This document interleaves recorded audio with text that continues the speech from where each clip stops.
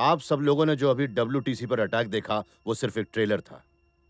WTC पर हुए हमले से कहीं ज्यादा घातक हमला वो हमारे भारत देश पर करने की फिराक में है, और यह भी पता चला है कि कुछ आतंकवादी भारत देश में घुस चुके हैं।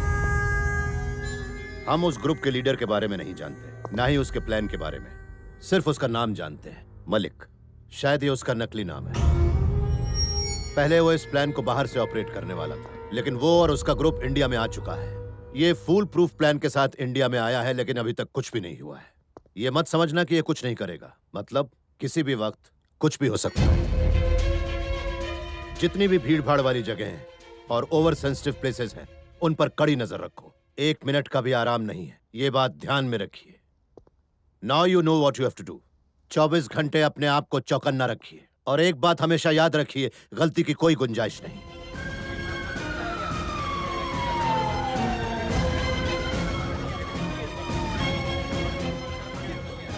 देखो, हर एक गाड़ी की ठीक से तलाशी लेना।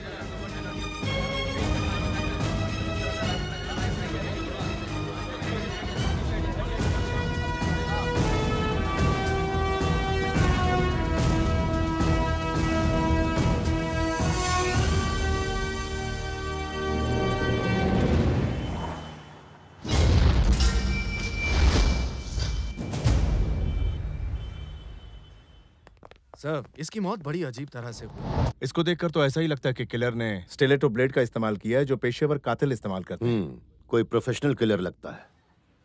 सर, ये बॉडी हमें समंदर में मिली और बॉडी मिलने के 3 दिन पहले इस आदमी की मौत हुई थी। इसका मतलब ये मर्डर इस महीने की 23 तारीख को हुआ। तुमने मिसिंग केसेस को चेक किया? आसपास के सभी पुलिस स्टेशंस में चेक कर लिया सर, मिसिंग केस नहीं है। जहाँ बॉडी मिली थी वहां तुम्हें और कोई चीज मिली, जैसे आईडी कार्ड, मोबाइल फोन या और कुछ? नहीं। ये भी तो हो सकता है कि किलर ने मारने के बाद इसका सारा सामान निकाल लिया हो।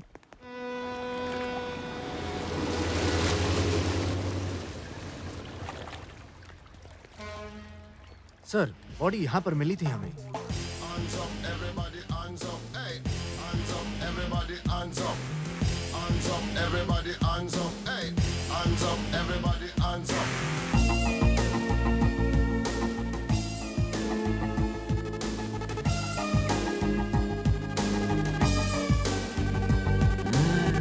The dance and you have to dance up. When you hear the reggae music and you put your hands up, and you smoke the ganja and you put your hands up. Everybody them a jump up and a put them.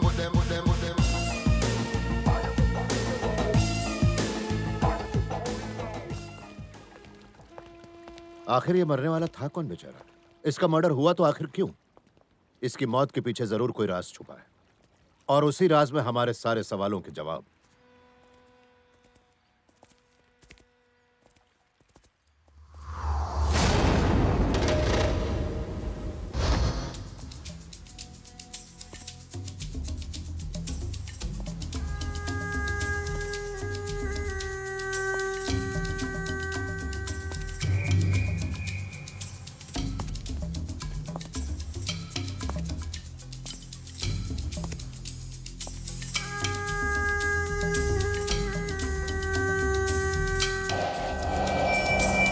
Anwar, sir, please come.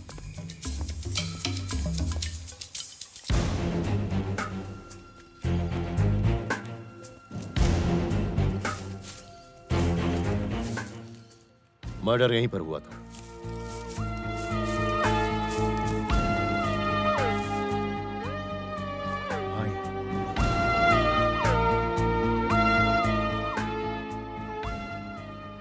ऐसी टोपी हमारे यहाँ तो पहनी ही नहीं जाती।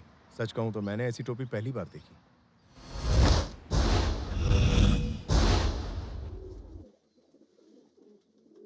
हिंदुस्तान में ऐसी टोपी कम लोग पहनते हैं। हाँ, बर्मा के मुसलमान ऐसी टोपी ज्यादा पहनते हैं। आप बता सकते हैं कि हिंदुस्तान में इस तरह की टोपी कहाँ पहनते हैं? जब 1967 में बर्मा में दंगे हुए थे तो वहाँ के मुसलमान भागकर हिंदुस्तान आ गए थे, और उस वक्त तमिलनाडु के कन्याकुमारी डिस्ट्रिक्ट में जाकर बस गए थे। वो लोग अभी भी अपनी पहचान बनाने के लिए ऐसी टोपी पहनते हैं।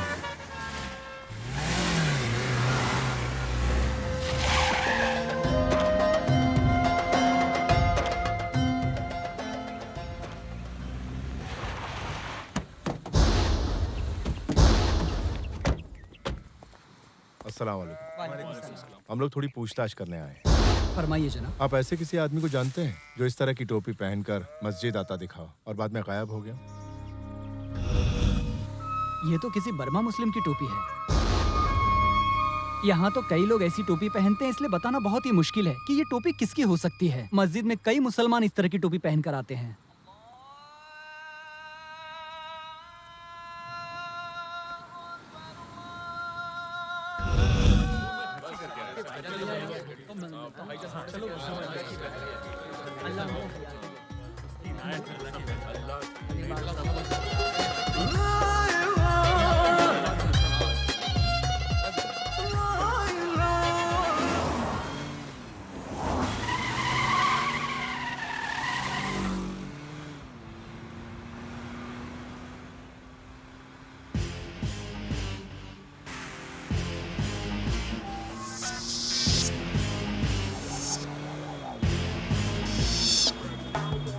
Hands up, everybody, hands up. Police station.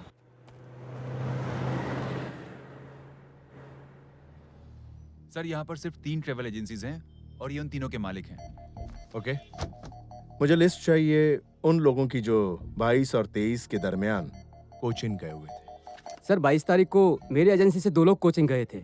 उनके नाम बोलो। सर एक का नाम मोहन बंसल है और दूसरे का नाम अकबर बादशाह। और तुम्हारी एजेंसी से? 22 और 23 को कोई हमारे यहाँ से तो कोचिन नहीं गया। सर 23 तारीख को मेरे यहाँ से कुछ लोग कोचिन गए थे। नाम बताओ। उनके नाम हैं, हाँ सर 2 लोग थे, एक था हैदर और दूसरा यासीन, लेकिन सर दोनों में से बस एक ही वापस आया था। हैदर का एड्रेस क्या है? सर उसका मकान नंबर है 49, मोहल्ला अट्टापल्ली और गांव टेंगापल्लम। और यासीन का? सर वो भी उसी गांव में रहता है।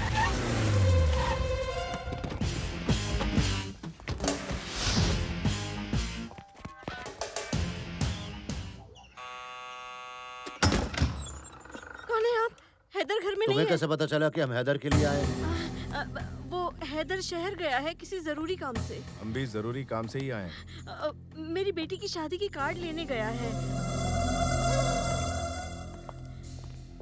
आप वहाँ क्यों जा रहे पता हैं? चल जाएगा।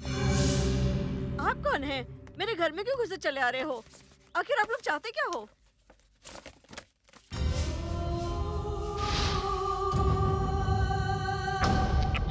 हैदर को छोड़िए, यासीन का है। यासीन? वो कौन है? वो कौन है?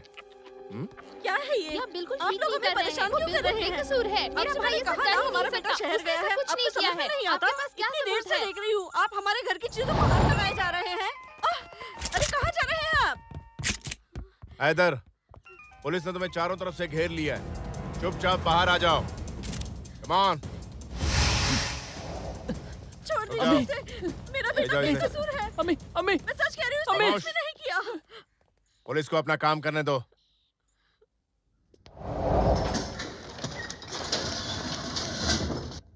Good morning sir. Good morning. उसने मुंह खोला या नहीं? नहीं सर। हाँ भाई, 22 तारीख को तो कोचिन क्यों गया था? मैं अपनी बहन की शादी के कार्ड लेने गया था सर। तूने यासीन को क्यों मारा? नहीं, मैंने किसी को नहीं मारा सर। तो और फिर किसने मारा उसे? पता नहीं तूने ही उसको मारा है और झूठ बोल रहा है। सर, मैं सच कह रहा हूँ, मैंने उसे नहीं मारा। सर ये ऐसे अपना मुंह नहीं खोलेगा, इसकी जरा धुलाई करनी पड़ेगी तब खोलेगा। नहीं सर, मुझे कुछ नहीं पता। मुझे कुछ नहीं पता। मैं क्या बताऊं? सच बोल। अगर मैंने आपको सच बताया तो वो शेख मोहम्मद मुझे मार देगा सर। शेख से डरने की जरूरत नहीं है, उसे भी हम उठा के लाएंगे। अनवर, लेकिन शेख मोहम्मद ने कहा था वो इसे जानता ही नहीं। और नहीं, क्या? नहीं सर, शेख मोहम्मद झूठ बोलता है। उसी ने तो मुझे कोचिन भेजा था सर। मैं सच कह रहा हूँ, वो 22 तारीख को मेरे घर पर आया था।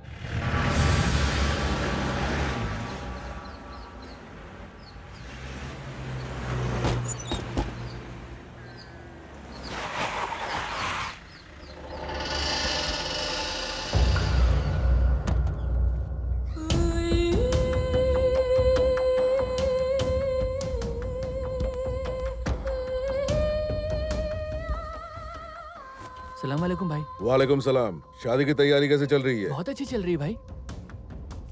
ले ये पैसे ले।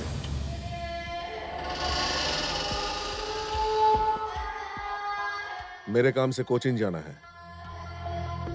अपनी बहन की शादी की टेंशन बिल्कुल मत लो। ये ले और पैसे रख। आपके रहते क्या टेंशन भाई, मैं कोचिंग जाके आता हूँ, शादी तो आपकी दुआ से हो ही जाएगी। अल्लाह निगहबान हो तुम्हारा। कोई गड़बड़ मत करना, ध्यान रहे। ठीक है भाई।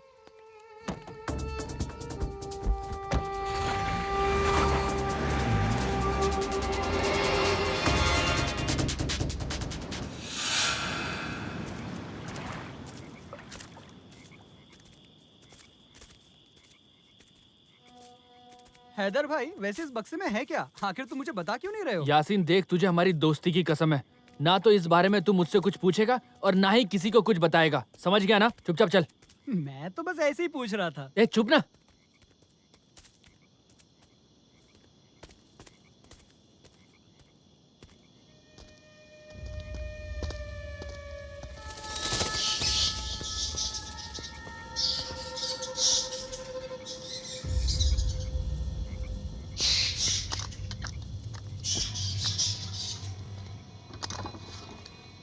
ये पार्सल अगर कहीं किसी गलत शख्स के हाथ लग गया तो?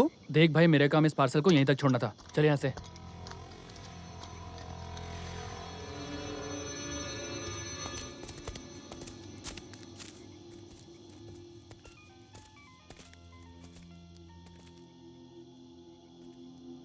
तू यहीं रुक। हाँ भाई, जैसा आपने बोला था मैंने पार्सल ठीक उसी जगह रख दिया। चलो अब निकलो वहां से। ठीक है भाई। ओके भाई।